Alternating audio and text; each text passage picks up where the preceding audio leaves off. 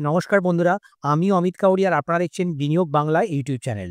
বন্ধুরা, আমরা এই বিনিয়োগ বাংলা চ্যানেলে আপনাদের জন্য ইনভেস্টিংকে অনেক বেশি সহজ করে তুলেছি। আজকের ভিডিওতে আমরা একটি ইএমএস সেক্টরের দিগ্গজ কোম্পানি ডিকসন টেকনোলজির ব্যাপারে ডিটেলে একটা রিভিউ করতে চলেছি। এই কোম্পানির ফাইন্যান্সিয়াল পারফরম্যান্স দেখব, তাদের বিজনেসে কিভাবে গ্রোথ ড্রাইভারগুলি কাজ করছে, তারা রিসেন্ট কোয়ার্টারে কেমন পারফর্ম করেছে, ম্যানেজমেন্ট কিভাবে তাদের বিজনেসকে র‍্যাপিড ওয়েতে এক্সপ্যান্ড করছে, ডিফারেন্ট নতুন ভার্টিক্যালে তারা তাদের বিজনেসকে এন্ট্রি নিয়েছে, সেই বিষয়গুলি আজকে ডিটেইলে আলোচনা করব। তাহলে বন্ধুরা, আসুন ভিডিওটি আজকে শুরু করি। প্রথমেই আমরা ডিকসন টেকনোলজির ব্যাপারে কিছু ইনফরমেশন আপনার সাথে শেয়ার করব। ডিকসন টেকনোলজি হচ্ছে ইন্ডিয়ার নাম্বার 1 ইএমএস প্লেয়ার। ইএমএস বলতে ইলেকট্রনিক ম্যানুফ্যাকচারিং সার্ভিস। তারা বিভিন্ন রকমের ইলেকট্রনিক ডিভাইস বিভিন্ন ব্র্যান্ডের জন্য বানিয়ে থাকে। তার মানে তারা B2B মানে বিজনেস টু বিজনেস ম্যানুফ্যাকচারিং করে থাকে। আর তারা কিন্তু নিজেদের কোনো ব্র্যান্ড লঞ্চ করেনি। তারা ব্র্যান্ডের বিহাইন্ডে গিয়ে ব্র্যান্ডের জন্য তারা প্রোডাক্ট বানিয়ে থাকে। তারা অনেক সময় প্রোডাক্টগুলো নিজেরাই ডিজাইন করে, অনেক সময় আবার কোনো প্রোডাক্ট যদি তারা ডিজাইন পেয়ে যায়, সেই প্রোডাক্টগুলি তারা ম্যানুফ্যাকচারিং করে দেয়। আর তারপরে ব্র্যান্ডের লেভেলিং দিয়ে সেই প্রোডাক্টগুলি তারা সেই ব্র্যান্ডকে সেল করে দেয়। তার মানে আপনারা যদি মার্কেট থেকে যে মোবাইল ফোনই বলুন বা ল্যাপটপই বলুন, সেগুলি যখন কেনেন, কোথাও কিন্তু ডিকসনের নাম আপনি দেখবেন না। কারণ ডিকসনই সেই প্রোডাক্টগুলি ম্যানুফ্যাকচার করেছে, কিন্তু তারা তাদের লেভেল না লাগিয়ে সেই ব্র্যান্ডের লেভেল লাগিয়ে দিয়েছে। সেইজন্য আমরা কিন্তু কখনোই ডিকসনের নাম দেখতে পাই না। কিন্তু ভারতবর্ষে বেশিরভাগ মোবাইল ফোন বা ল্যাপটপ এছাড়া আদার যে ইলেকট্রনিক ডিভাইসেসগুলি আছে, তার মধ্যে এসি, রেফ্রিজারেটর, সেগুলি কিন্তু ডিকসন টেকনোলজি ম্যানুফ্যাকচার করে থাকে। এই ডিকসন টেকনোলজির কাছে 24 state of the art manufacturing facility আছে, 6টা তাদের কাছে ডেডিকেটেড R&D সেন্টার আছে, ডায়নামিক ওয়ার্কফোর্স অফ ওভার 35,000 তাদের কাছে এমপ্লয়ি আছে। এখন কোম্পানির 100+ ব্র্যান্ডের সাথে কাজ করার এক্সপিরিয়েন্স আছে। কোম্পানির total 4.5 million square feet dedicated manufacturing এক্সেলেন্সের জন্য তাদের স্পেস আছে।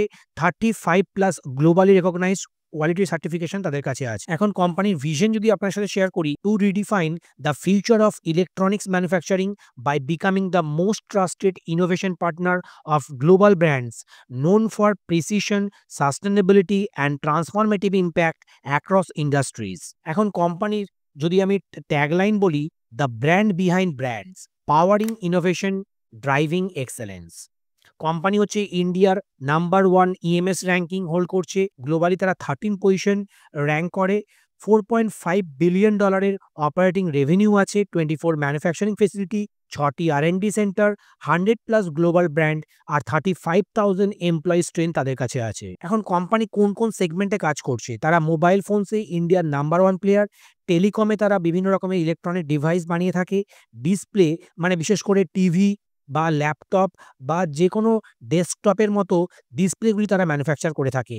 এবং রিসেন্টলি তারা মোবাইলের যে ডিসপ্লে, তার টেকনোলজিও ইন্ডিয়াতে নিয়ে এসছে এবং তারা আগামী দিনে মোবাইলের ডিসপ্লেও ম্যানুফ্যাকচার করবে। তারা ওয়াশিং মেশিন বানিয়ে থাকে, রেফ্রিজারেটর, এছাড়া রেফ্রিজারেটরের মধ্যে বিভিন্ন ফ্রিজিং ডিভাইসও বানিয়ে থাকে, যেগুলি আমরা কমার্শিয়াল সেক্টরে ইউজ করি। এছাড়া এরা হেয়ারেবলস বানিয়ে থাকে, বিভিন্ন রকমের ইয়ারফোন বলুন বা হেডফোন বলুন, সেগুলি এরা ম্যানুফ্যাকচার করে। লাইটিং সলিউশনেও এরা এন্ট্রি নিয়েছে, এরা বিভিন্ন রকমের লাইটিং সলিউশনও ম্যানুফ্যাকচার করছে এবং কম্পিউটার ডিভাইসেসের মধ্যে ডেস্কটপ, ল্যাপটপও তারা ম্যানুফ্যাকচারিং করছে বিভিন্ন গ্লোবাল ব্র্যান্ডের জন্য। তার মধ্যে বিশেষ করে এইচপি, ডেল এই ধরনের যে পপুলার ব্র্যান্ডগুলি আছে, তাদের প্রোডাক্ট কিন্তু এই ডিকসন টেকনোলজি ম্যানুফ্যাকচার করে। এখন কোম্পানি ইনভেস্টর প্রেজেন্টেশন থেকে তাদের ফাইন্যান্সিয়াল পারফরম্যান্স এবং তারা কোন ভার্টিক্যাল থেকে কেমন গ্রোথ করছে, সেগুলি আপনার সাথে শেয়ার করব। এখন Q2 ফাইন্যান্সিয়াল ইয়ার 2025-26 পারফরম্যান্স আপনার সাথে শেয়ার করছি। কোম্পানির রেভিনিউ দেখুন 33% ইয়ার অন ইয়ার গ্রোথ দেখিয়েছে, যেটি আগের বছর 11,500 কোটি টাকা ছিল, সেটি বেড়ে এখন 15,351 কোটি টাকা হয়েছে। কোম্পানির EBITDA মানে কামকাজি মুনাফা 152% জাম্প দেখিয়েছে, যেটি আগের বছর 420 করোড় ছিল, এখন বেড়ে সেটি হয়েছে 1,057 করোড়। কোম্পানির EBITDA মার্জিনও আমরা ইমপ্রুভমেন্ট দেখতে পাচ্ছি, অলমোস্ট ডাবল হয়ে গেছে EBITDA মার্জিন, 3.6% থেকে এখন প্রায় 7.1%। কোম্পানির প্যাট 81% গ্রোথ দেখিয়েছে, যেটি আগের বছর 412 কোটি টাকা ছিল, এখন সেটি বেড়ে হয়েছে 746 crore। কোম্পানির প্যাট মার্জিনেও আমরা ইমপ্রুভমেন্ট দেখতে পাচ্ছি 3.6% থেকে 5% এর। এখন আমি কোম্পানির হাফ ইয়ারলি পারফরম্যান্স আপনার সাথে শেয়ার করি। কোম্পানির রেভিনিউ দেখুন 56% এর জাম্প দেখিয়েছে 18,116 crore থেকে এখন সেটি বেড়ে হয়েছে 28,188 কোটি টাকা। কোম্পানির EBITDA দেখুন 128% এর হোপিং একটা গ্রোথ দেখিয়েছে 676 crore থেকে এখন সেটি বেড়ে হয়েছে 1,541 কোটি টাকার। কোম্পানির আমরা প্যাট প্রায় 86% এর হাফ ইয়ারলি ইমপ্রুভমেন্ট দেখতে পাচ্ছি 551 কোটি টাকা থেকে 1,026 কোটি টাকা এখন হয়েছে। আর কোম্পানির প্যাট মার্জিনেও আমরা ইমপ্রুভমেন্ট দেখতে পাচ্ছি 3% থেকে 3.7% হয়েছে। কোম্পানির নেট ডেট কিছুটা বেড়েছে 203 কোটি টাকার এখন কোম্পানির ডেট আছে। কোম্পানির নেট ওয়ার্কিং ক্যাপিটাল ডেজ 5 দিন থেকে বেড়ে এখন 6 দিন হয়েছে। এখন কোম্পানির সেগমেন্ট ওয়াইজ পারফরম্যান্স যদি বলি, কোম্পানির মোবাইল এবং আদার ইএমএস ডিভিশনের পারফরম্যান্স যদি দেখি, এখানে দেখছি যে রেভিনিউ ইয়ার অন ইয়ার 41% এর ইমপ্রুভমেন্ট দেখাচ্ছে আর কোয়ার্টার অন কোয়ার্টার 15% এর আমরা ইমপ্রুভমেন্ট দেখতে পাচ্ছি। অপারেটিং প্রফিটও 53% ইয়ার অন ইয়ার আর 19% কোয়ার্টার ওয়ান কোয়ার্টারে আমরা একটা ইমপ্রুভমেন্ট দেখতে পাচ্ছি।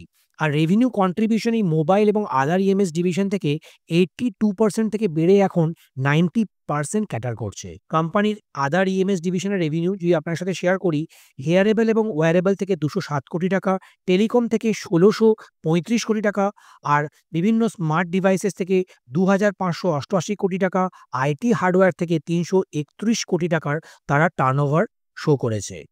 এখন কোম্পানির হাফ ইয়ারলি পারফরম্যান্স যদি আপনার সাথে শেয়ার করি, এই মোবাইল এবং আদার ইএমএস ডিভিশন থেকে যেটি 71% এর রেভিনিউ এখানে ইমপ্রুভমেন্ট দেখতে পাচ্ছি আর অপারেটিং প্রফিটে 80% এর জাম্প দেখতে পাচ্ছি। তাহলে রেভিনিউ কন্ট্রিবিউশন 81% থেকে বেড়ে এখন 90% হয়েছে আর অপারেটিং প্রফিট কন্ট্রিবিউশন 71% থেকে বেড়ে 83% হয়েছে। কোম্পানির রিটার্ন অন ক্যাপিটাল এমপ্লয়েডে একটা হেলদি গ্রোথ আমরা দেখতে পাচ্ছি 61% থেকে এখন 69% হয়েছে। কনজিউমার ইলেকট্রনিক্স এবং অ্যাপ্লায়েন্সেসের কথা যদি বলি, এখানে এলইডি টিভি, রেফ্রিজারেটরের মতো ডিভাইস আছে। সেখানে দেখুন ইয়ারলি টার্নওভার রেভিনিউ কিছুটা ডিগ্রোথ দেখিয়েছে 32% এর, কিন্তু কোয়ার্টার অন কোয়ার্টার আমরা একটা ইমপ্রুভমেন্ট দেখতে পাচ্ছি 42% এর। আর অপারেটিং প্রফিটে কিন্তু আমরা ইয়ার অন ইয়ার এবং কোয়ার্টারলি দুটো ক্ষেত্রে ডিগ্রোথ দেখতে পাচ্ছি। রেভিনিউ কন্ট্রিবিউশন এখানে 12% থেকে কিছুটা কমে 6% হয়ে গেছে। আর যদি আমরা ইয়ারলি পারফরম্যান্স দেখি, এখানেও দেখতে পাচ্ছি রেভিনিউ ডিগ্রোথ করেছে এবং অপারেটিং প্রফিটে স্লাইটলি -1% একটা ডিগ্রোথ দেখতে পাচ্ছি। এখানে রিটার্ন অন ক্যাপিটাল এমপ্লয়েড 28% থেকে কিছুটা কমে 17% হয়েছে। আর হোম অ্যাপ্লায়েন্সেসের মধ্যে রেভিনিউ কিন্তু ডিগ্রোথ করেছে ফ্ল্যাট -3% একটা ডিগ্রোথ দেখতে পাচ্ছি। কোয়ার্টার অন কোয়ার্টার আমরা একটা ইমপ্রুভমেন্ট দেখতে পেলাম 37% এর। আর এই অপারেটিং প্রফিট হোম অ্যাপ্লায়েন্সেসের ক্ষেত্রে আমরা ইয়ার অন ইয়ার একটা ফ্ল্যাট গ্রোথ দেখতে পাচ্ছি 2% এর আর কোয়ার্টার অন কোয়ার্টার 39% এর একটা গ্রোথ দেখতে পাচ্ছি। এখন কোম্পানির এক্সপেন্ডিচার অ্যানালিসিস যদি দেখি, কস্ট অফ মেটেরিয়াল কনজিউমে আমরা একটা ইমপ্রুভমেন্ট দেখতে পেলাম 92.5% থেকে এখন 92.9%, মানে 0.5% একটা আমরা এক্সপেন্ডিচার বেশি পরিমাণ দেখলাম। এমপ্লয়ি বেনিফিট এক্সপেন্স এখানে কিন্তু ফ্ল্যাট আছে, ফাইন্যান্স কস্ট একদমই ফ্ল্যাট আছে, ডেপ্রিসিয়েশন এবং অ্যামortization এক্সপেন্স এখানেও এটা ফ্ল্যাট শো করেছে। আদার এক্সপেন্সে এখানে 2.6% থেকে 2%, মানে একটা ইমপ্রুভমেন্ট আমরা দেখতে পাচ্ছি এই আদার এক্সপেন্সেসের মধ্যে। কস্ট অফ মেটেরিয়াল কনজিউমতে আমরা একটা 92.1% থেকে 92.7%, মানে 0.6% এর আমরা পজিটিভ চেঞ্জ দেখতে পাচ্ছি। এমপ্লয়ি বেনিফিট এক্সপেন্স এখানে কিছুটা কমেছে, ফাইন্যান্স কস্ট কিছুটা কমেছে, ডেপ্রিসিয়েশন এবং অ্যামortization এক্সপেন্স এরা ফিক্সড রেখেছে। আদার এক্সপেন্সেসে আমরা একটা ইমপ্রুভমেন্ট দেখতে পাচ্ছি। আমরা এখন কোম্পানির ব্যালেন্স শিট থেকে গ্রস ডেট আপন ইকুইটি দেখি, 0.1x থেকে এখন সেটি বেড়ে হয়েছে 0.2x। আর নেট ডেট পজিশনও আমরা দেখতে পাচ্ছি কোনো ডেটই ছিল না আর এখন সেটি বেড়ে হয়েছে 203 কোটি টাকার। ক্যাশ এবং ক্যাশ ইকুইভ্যালেন্টে আমরা একটা ইমপ্রুভমেন্ট দেখতে পাচ্ছি 264 করোড় থেকে 643 করোড় হয়েছে। আর গ্রস ডেট কোম্পানির 202 কোটি টাকা থেকে বেড়ে এখন 846 করোড় হয়েছে। এখন কোম্পানির ক্যাশ ফ্লো পজিশন যদি আপনাদের সাথে শেয়ার করি, কোম্পানির প্রফিট বিফোর ট্যাক্স 1281 করোড় ছিল, কোম্পানির ডেপ্রিসিয়েশন 189 করোড় হয়েছে। আদার্স আমরা এখানে 380 করোড়ের ক্যাশ আমরা আউটফ্লো দেখতে পাচ্ছি। চেঞ্জ ইন ওয়ার্কিং ক্যাপিটালের জন্য 57 করোড়ের ক্যাশ আউটফ্লো হয়েছে। ট্যাক্স পেড করেছে 152 করোড়ের, আর কোম্পানি ক্যাপিটাল এক্সপেন্ডিচার করেছে 557 করোড়ের। কোম্পানির ফ্রি ক্যাশ ফ্লো পজিশন 324 করোড়ের তারা ডিসক্লোজ করেছে। কোম্পানির ফ্রি ক্যাশ ফ্লো বলতে cash from operating activities less capital expenditure. এখন কোম্পানির কি ফাইন্যান্সিয়াল রেশিও এবং ক্যাশ কনভার্সন সাইকেল আপনার সাথে শেয়ার করি। কোম্পানির ইনভেন্টরি ডেসে আমরা একটা ইমপ্রুভমেন্ট দেখতে পাচ্ছি, 32 ডেজ থেকে কমে এখন 23 ডেজ হয়েছে। কোম্পানির ডেটার ডেজ কিছুটা ইমপ্রুভমেন্ট হয়েছে, মানে 16 দিন মতো তাদের ডেটার ডেজ কমে গেছে, যেটি একটি পজিটিভ সাইন। কোম্পানির ক্রেডিটার ডেজও অনেকটা তারা কমিয়ে ফেলেছে, 24 ডেজ তারা কমিয়ে 97 ডেজ থেকে এখন 73 ডেজ হয়েছে, যেটিও কিন্তু একটি positive sign. Net working capital days কিছুটা বেড়েছে, 5 দিন থেকে এখন 6 দিন হয়েছে। কোম্পানির রিটার্ন অন ক্যাপিটাল এমপ্লয়েড আমরা একটা হেলদি গ্রোথ দেখতে পাচ্ছি, 48.5 থেকে 60 বেসিস পয়েন্ট তারা ইমপ্রুভ করে এখন 49.1%-এর রিটার্ন অন ক্যাপিটাল এমপ্লয়েড হয়েছে, যেটি হচ্ছে আউটস্ট্যান্ডিং। কোম্পানির রিটার্ন অন ইকুইটিতেও আমরা একটা 180 বেসিস পয়েন্টের ইমপ্রুভমেন্ট দেখতে পাচ্ছি, 32.5% থেকে এখন এটি হয়েছে 34.3%-এর। তাহলে বন্ধুরা, আপনারা এখন দেখলেন এই ডিক্সন টেকনোলজির ফাইন্যান্সিয়াল অ্যানালিসিস। এখন কোম্পানির আমরা ভ্যালুয়েশন নিয়ে কিছুটা আলোচনা করি। এই কোম্পানির এখন স্টক পি হচ্ছে 72.9, কোম্পানির পেগ রেশিও খুবই healthy, less than 2, 1.22। Price to সেলসও আমরা দেখতে পাচ্ছি লেস দ্যান 2 শো করছে। আর কোম্পানির পি রেশিও যদি দেখি আমরা, এখন তারা হিস্টোরিক্যালি 5 বছরের পি 127, বর্তমান পি 72, অলমোস্ট হাফ হয়ে গেছে। আর 10 বছরের যদি আমরা পি দেখি, সেখানেও দেখতে পাচ্ছি 105 টাইমসের, আর বর্তমানে এখন 70 টাইমসের কাছাকাছি ট্রেড করছে। কোম্পানির শেয়ার প্রাইসও বিগত 1 বছরে আমরা কোনো রকমের জাম্প দেখতে পাইনি। কোম্পানির শেয়ার প্রাইস কিন্তু এখন ফ্ল্যাট প্রায় লেভেলে ট্রেড করছে। তাই এখন কিন্তু আমার মনে হয় এই ডিক্সন টেকনোলজির শেয়ার প্রাইস খুবই অ্যাট্রাকটিভ ভ্যালুয়েশনে ট্রেড করছে। আর যারা লং টার্ম ইনভেস্টর, তারা স্ট্যাগার্ড ওয়েতে এই কোম্পানির শেয়ার বাই করতে পারে। আর বন্ধুরা, এক্ষেত্রে আমি একটা ডিসক্লেমার দিয়ে রাখি, এই ডিক্সন টেকনোলজি শেয়ারে আমার কিন্তু one of the highest allocation আছে পোর্টফোলিও লেভেলে, এবং আমি কিন্তু আমার বিভিন্ন ফ্যামিলি মেম্বার্সের পোর্টফোলিওতেও এই ডিক্সন টেকনোলজি শেয়ার হোল্ড করছি। আজকের ভিডিওটিকে আপনারা এডুকেশনাল কন্টেন্ট হিসেবেই দেখবেন, ভিডিওটিকে কোনো রকমের ইনভেস্টমেন্ট অ্যাডভাইস বা রেকমেন্ডেশন হিসেবে দেখবেন না। তাহলে বন্ধুরা, আজকের ভিডিওটি আপনাদের কেমন লাগলো?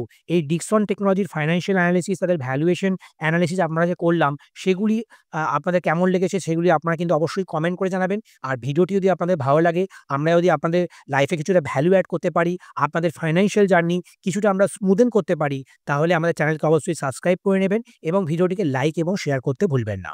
বন্ধুরা, আবার দেখা হবে পরের ভিডিওতে। ভালো থাকবেন। নমস্কার। জয় হিন্দ।